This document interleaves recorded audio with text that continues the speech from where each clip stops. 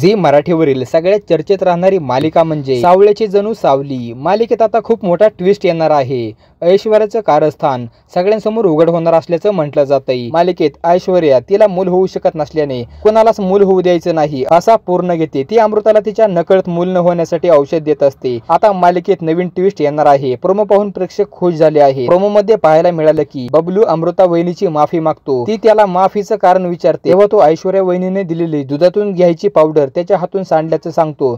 तेव्हा अमृता एक दिवस नाही घेतली तर काही होत नाही असं म्हणते, पण ऐश्वर्या खूप चिडते। तेव्हा सारंग त्या पावडर मध्ये असं काय आहे असं विचारतो। तेव्हा ऐश्वर्या ती पावडर महत्त्वाची आहे असं रागात म्हणते।